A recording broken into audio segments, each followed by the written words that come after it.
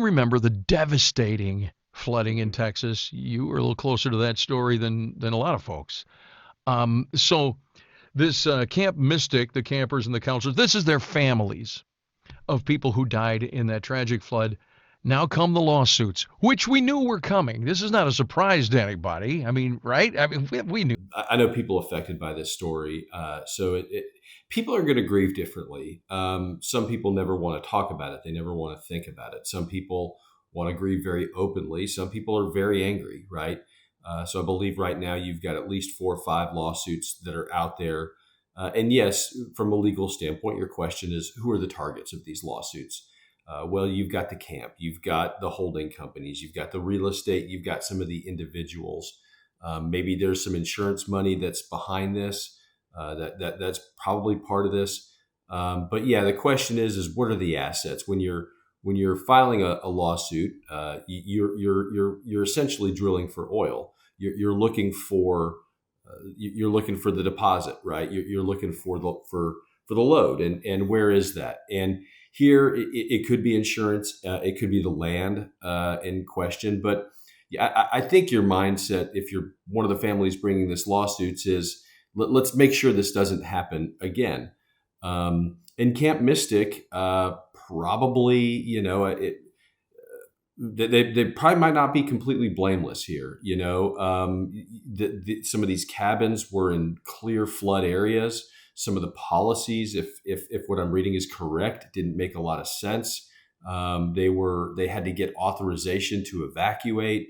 And meaning the counselors are kind of there standing their ground with the kids while something is clearly not right in the situation. So a lot of questions. Does the I guess, and it's a legal fight of act of God. Would that be the defense? They'd go like, well, it's an act of God. It's a flood, and that would be the defense, I suppose, huh? Yeah, that's a defense on 2 levels. That's obviously your defense if you're Camp Mystic, and it's probably the insurance company's way of maybe trying to wriggle out of it a little bit too. But what you're pointing to, if you're the plaintiff, is, well, there's a camp, 5 miles down the road, and they managed to get it right. It does. It comes down to how you're going to prove this, and then where would the money come from? I think you Right. mentioned insurance policies. Right. You've also got some real estate. You've got some land that's kind of down there. I would think there's going to be some value in that. But yeah, to kind of go back to the act of God issue, right? If you're the plaintiff, what you're pointing at is you're saying, look, that camp 5 miles down the road on the river, they got it right. They didn't put the cabins in a dangerous place. They had policies in place that worked, and campers were brought to safety in those areas. So, it can be done, and you just can't blame Mother Nature for this because it's foreseeable. So that's kind of, I think, some of your issues. But yes, the money would be insurance money, almost certainly. And then you're also looking at, some of the real estates and some of the individual assets. I don't know that this camp in and of itself or any of these individuals is going to have any assets. Texas was a debtor's colony. The laws here really protect people who are in financial trouble. We recruited everybody with a big bar tab in Tennessee to come down here and fight at the Alamo, right?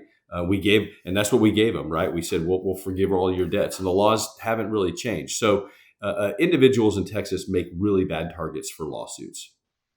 Jeremy Rosenthal is the best bespectacled lawyer in the business, and the judge is calling your name, and he's saying, Rosenthal, get back in here. Stop being a radio star.